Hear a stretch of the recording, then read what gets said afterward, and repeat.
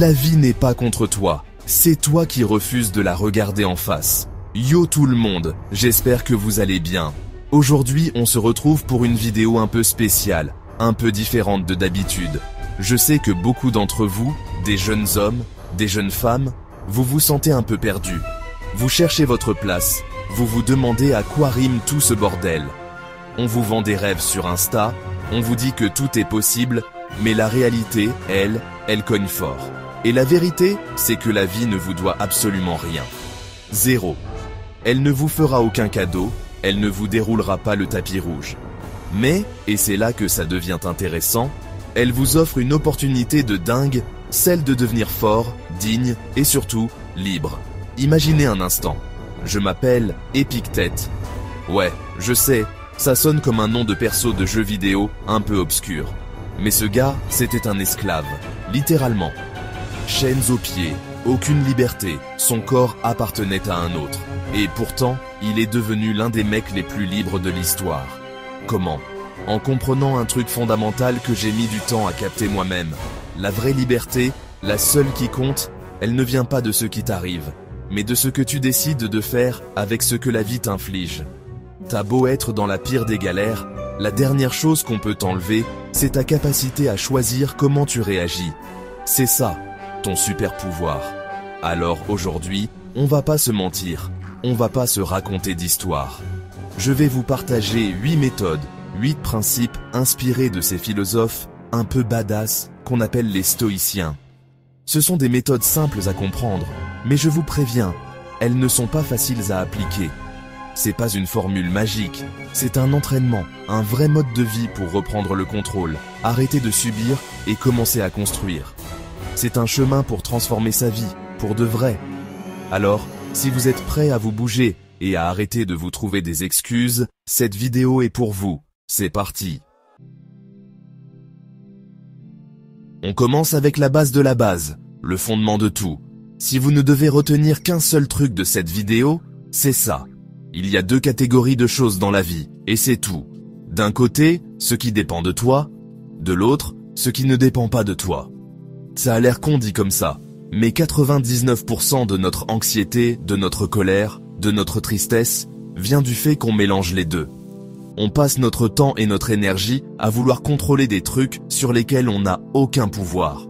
C'est comme essayer d'empêcher la pluie de tomber en criant sur les nuages. C'est ridicule et ça ne fait que te frustrer. Ce qui ne dépend pas de toi, c'est quoi concrètement ? La météo, le trafic, l'opinion des autres, le fait que ton crush te réponde ou pas, une maladie qui te tombe dessus, le passé. La liste est infinie. Tu peux influencer certaines de ces choses, bien sûr, mais tu ne les contrôles pas.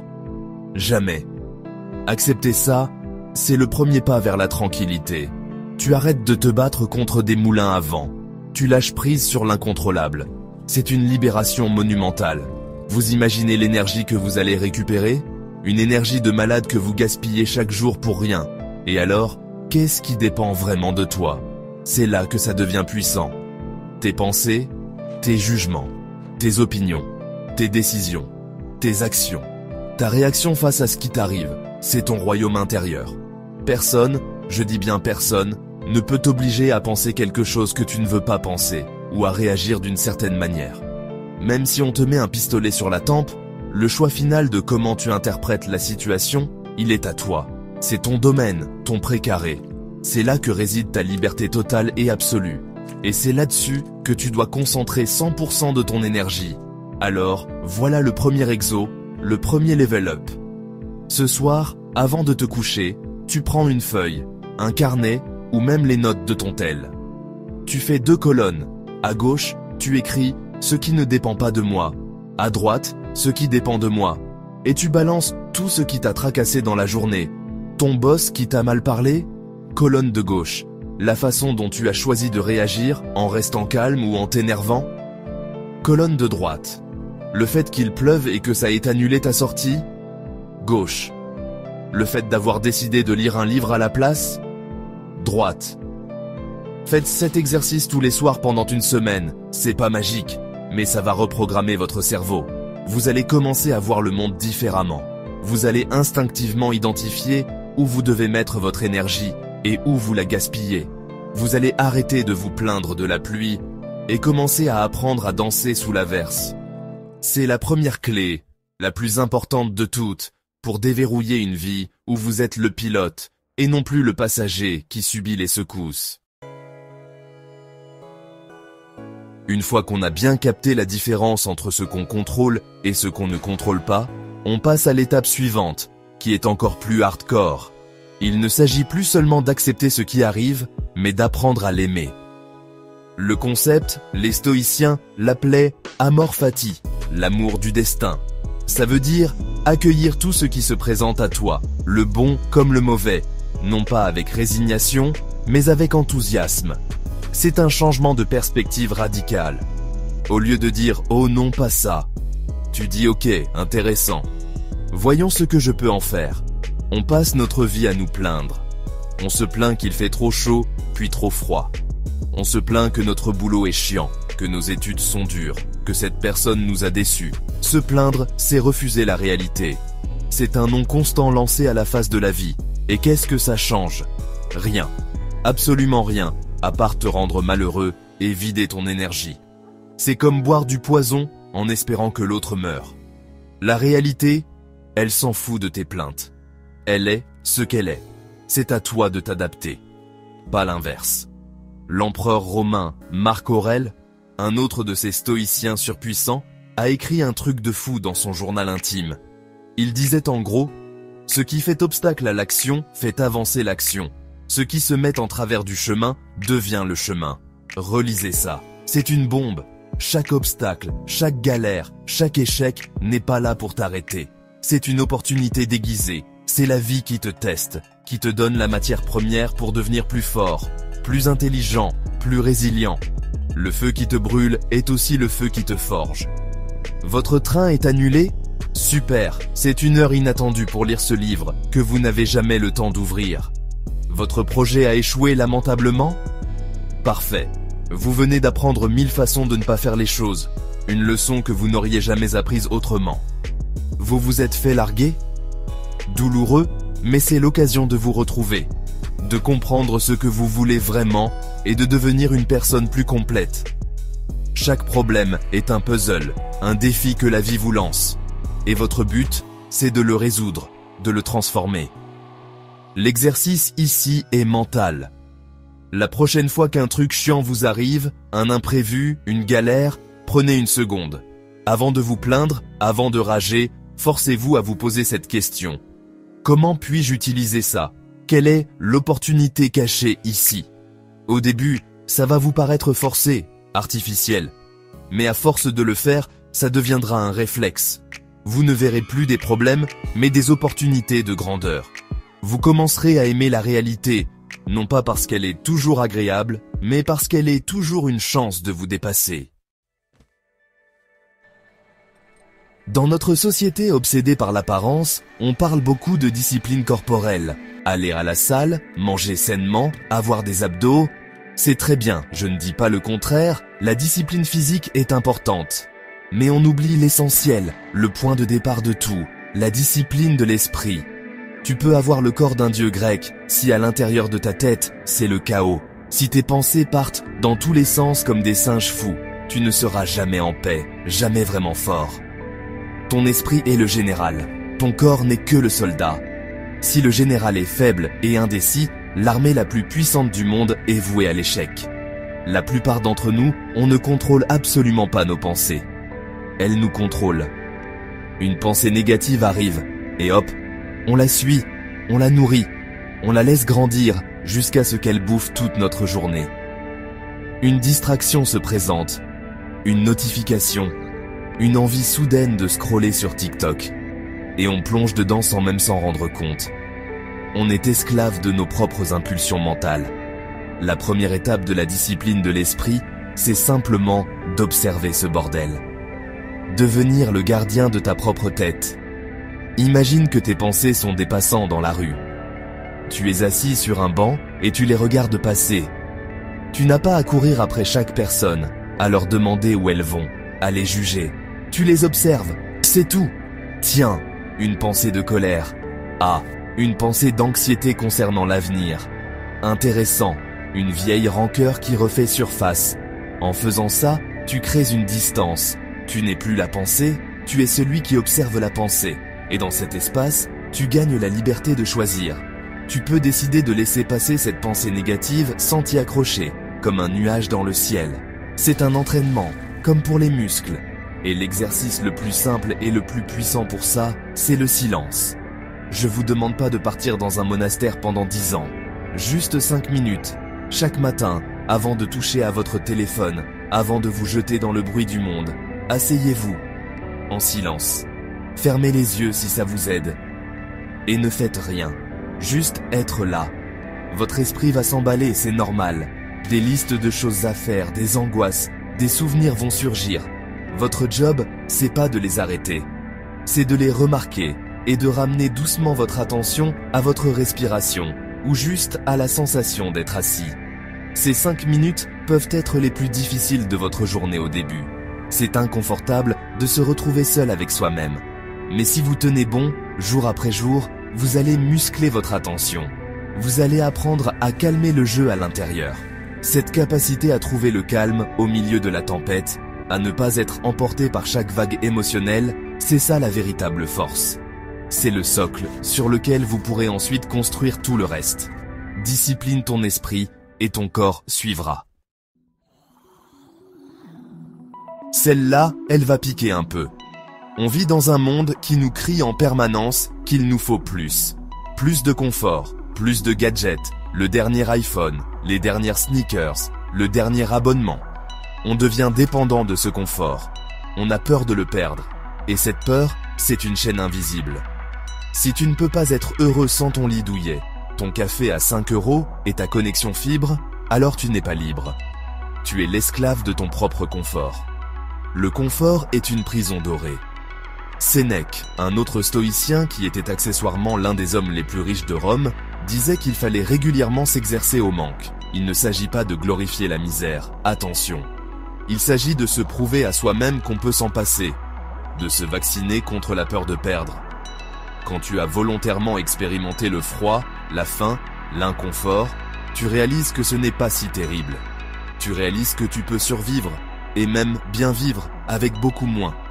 Et cette réalisation te rend invincible face aux aléas de la vie. Perdre ton job, moins effrayant, car tu sais que tu peux vivre simplement. Une crise économique, moins angoissant, car tu ne dépends pas du superflu. Le but n'est pas de vivre comme un moine pour toujours, mais de savoir que tu en es capable. C'est de briser l'attachement psychologique aux choses matérielles. C'est de trouver ta richesse à l'intérieur de toi, pas dans ce que tu possèdes. La vraie richesse, c'est d'avoir peu de désirs, pas beaucoup de possessions. Alors, comment on fait ça concrètement ? Je vous propose un défi simple, mais qui va vous secouer, une journée par mois. Choisissez une journée, par exemple un samedi, et ce jour-là, vous allez vivre avec le strict minimum. Pas de téléphone pour le divertissement, juste pour les urgences. Pas de Netflix, pas de resto, pas de Uber Eats. Vous mangez des trucs basiques, du pain, du riz, de l'eau. Vous sortez marcher au lieu de prendre la voiture ou les transports. Vous dormez par terre sur un matelas de fortune, ou même sans. La première fois, ça va être dur. Vous allez vous sentir frustré, vous allez vous ennuyer, c'est normal. Mais à la fin de la journée, vous ressentirez 2 choses incroyables. D'abord, une immense gratitude pour le confort que vous avez d'habitude. Vous ne prendrez plus jamais votre lit chaud pour acquis. Et surtout, une fierté immense. La fierté de vous être prouvé que vous n'êtes pas une petite chose fragile. Que vous êtes résilient. Que votre bonheur ne dépend pas d'un écran ou d'un plat à emporter. Vous aurez renforcé votre citadelle intérieure. Ok, ambiance. Je sais, c'est pas le truc le plus joyeux à entendre. Memento mori, souviens-toi que tu vas mourir. Les stoïciens étaient obsédés par cette idée, pas parce qu'ils étaient des gothiques dépressifs avant l'heure, mais parce qu'ils avaient compris que la conscience de notre propre mort est l'outil le plus puissant pour vivre une vie pleine et intense. Penser à la mort ne rend pas triste, ça rend vivant. C'est le paradoxe ultime. La plupart du temps, On vit comme si on était éternel. On remet tout à plus tard. Je ferai ce voyage un jour. J'appellerai mes parents demain. Je commencerai ce projet la semaine prochaine. On procrastine notre propre vie. On passe des heures sur des futilités. On s'embrouille pour des conneries. On garde des rancunes pendant des années. Tout ça parce qu'on oublie que le compteur tourne. Chaque seconde qui passe est une seconde qui ne reviendra jamais. On a un temps de jeu limité, les gars. Le fait de savoir que tu peux mourir aujourd'hui, demain, dans un an, ça change complètement la perspective. Ça agit comme un filtre ultra efficace. Est-ce que cette dispute pour une place de parking a vraiment de l'importance? Est-ce que passer 3 heures à scroller sans but sur les réseaux sociaux est le meilleur usage de mon temps, si précieux? Est-ce que j'ai vraiment envie de rester dans ce job que je déteste, par peur du changement, alors que ma vie n'est pas infinie? La mort remet tout à sa juste place. Elle sépare l'essentiel du superflu.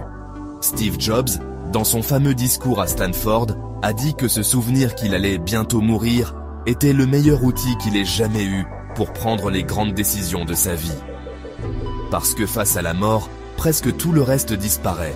Les attentes des autres, la fierté, la peur de l'échec ou du ridicule. Il ne reste que ce qui est vraiment important. Penser à la mort, ce n'est pas vouloir mourir. C'est vouloir vivre, mais vivre vraiment. Pleinement, sans regret, en accord avec ses valeurs. L'exercice est simple, mais il demande du courage. Chaque matin, en vous réveillant, prenez 30 secondes. Regardez-vous dans le miroir et dites-vous « Il est possible que je ne vois pas le soleil se coucher ce soir ». Ça ne doit pas vous angoisser. Ça doit vous électriser. Ça doit vous donner une envie de dingue de faire de cette journée une journée qui compte. D'être présent avec les gens que vous aimez. De faire cette chose qui vous fait peur. De ne pas gâcher ce cadeau incroyable qu'est une journée de vie. Memento mori. Ne l'oubliez jamais. Ne tendo docio. On a tous entendu cette phrase un peu cliché. Tu es la moyenne des 5 personnes que tu fréquentes le plus. Cliché peut-être, mais tellement vrai. On est des éponges sociales. Qu'on le veuille ou non, on absorbe les attitudes, les mentalités, les ambitions et les angoisses des gens qui nous entourent. C'est inévitable. Si tu passes ton temps avec des gens cyniques, qui se plaignent tout le temps, qui ne croient en rien, devine ce qui va se passer. Tu vas devenir cynique, tu vas te plaindre et tu ne croiras en rien. L'influence de notre entourage est subtile, mais incroyablement puissante. C'est comme un courant marin. Tu peux essayer de nager à contre-courant pendant un temps, mais si le courant est trop fort, il finira par t'emporter. Choisir ses amis, ses proches, ses partenaires, ce n'est pas un luxe. C'est une question de survie pour ton développement personnel. Il ne s'agit pas d'être un connard élitiste qui ne parle qu'aux gagnants. Il s'agit de protéger ton énergie et ton état d'esprit. Épictète était très clair là-dessus. Il disait « Fréquente ceux qui te rendront meilleur ». C'est aussi simple que ça. Entoure-toi de gens qui t'élèvent, qui t'inspirent, qui te poussent à être la meilleure version de toi-même. Des gens qui ont des projets, qui sont optimistes malgré les difficultés, qui sont bienveillants, qui cherchent à apprendre et à grandir. Leur énergie est contagieuse. Leur ambition va déteindre sur toi. Leurs conversations vont t'enrichir au lieu de te vider. Ça veut aussi dire, et c'est la partie difficile, qu'il faut parfois prendre ses distances avec certaines personnes, même des amis de longue date, même de la famille. Si une personne, par sa négativité constante, son pessimisme ou sa malveillance, te tire systématiquement vers le bas, tu as le droit de te protéger. Tu n'es pas obligé de couper les ponts de manière brutale, mais tu peux choisir de passer moins de temps avec elle, de limiter les interactions. C'est un acte de respect envers toi-même et ton propre chemin. L'exercice est un audit relationnel. Prends une feuille et écris le nom des 5 personnes avec qui tu passes le plus de temps en dehors du travail ou des études obligatoires. À côté de chaque nom, sois brutalement honnête et réponds à ces questions. Est-ce que cette personne me donne de l'énergie ou m'en prend? Après avoir passé du temps avec elle, est-ce que je me sens inspiré et positif ou vidé et négatif? Est-ce que cette personne incarne les valeurs vers lesquelles je veux tendre? Les réponses pourraient te surprendre et t'indiquer où des ajustements sont nécessaires. On arrive à un point crucial qui paralyse énormément de monde. la peur de ne pas être parfait. On a une idée de projet, on veut apprendre une nouvelle compétence, on veut aborder quelqu'un. Et on attend. On attend le moment parfait, le plan parfait, d'avoir la confiance parfaite. Et ce moment n'arrive jamais.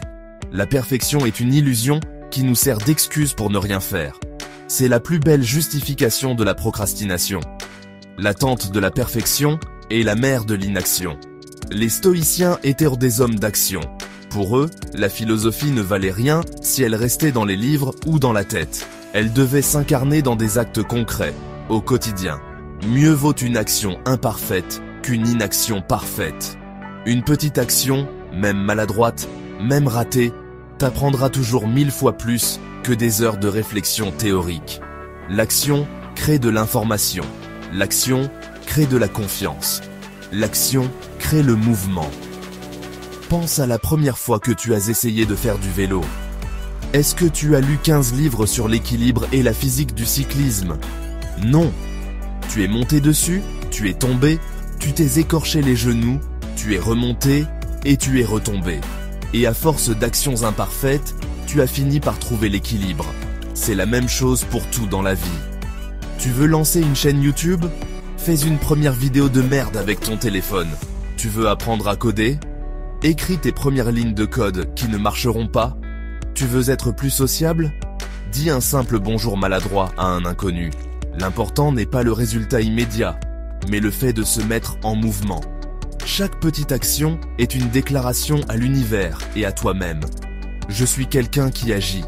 Et la confiance en soi, ça ne vient pas en se répétant des phrases positives devant le miroir. Ça vient en accumulant les preuves que tu es capable de faire des choses, surtout celles qui te font peur. La confiance est un sous-produit de l'action, pas un prérequis. C'est en agissant que tu deviens courageux, pas l'inverse. Alors, le défi du jour, c'est de faire une action qui te fait peur. Une seule. Ça n'a pas besoin d'être un truc énorme comme sauter en parachute. Ça peut être tout petit. Envoyer ce mail que tu repousses depuis des semaines. Passer cet appel téléphonique difficile. T'inscrire à ce cours de danse ou de théâtre. Aller parler à cette personne au café. Choisis une action, une seule, qui te sort de ta zone de confort. Fais-la aujourd'hui, peu importe le résultat. Le simple fait de l'avoir fait est une victoire immense. C'est un muscle que tu entraînes. Et demain, tu pourras faire une action un tout petit peu plus grande. On termine par le plus difficile, mais aussi le plus transformateur. La souffrance. Personne n'y échappe. La maladie, la perte d'un être cher, la trahison, l'échec cuisant. La douleur fait partie intégrante de l'expérience humaine. La question n'est pas de savoir si tu vas souffrir, mais comment tu vas réagir quand la souffrance frappera à ta porte. Et face à la douleur, il n'y a que deux choix possibles, deux chemins qui s'offrent à toi. Le premier choix, c'est celui de la victime. C'est de laisser la douleur te définir. Tu te dis « Pourquoi moi ?» Tu laisses la rancœur et l'amertume te ronger de l'intérieur.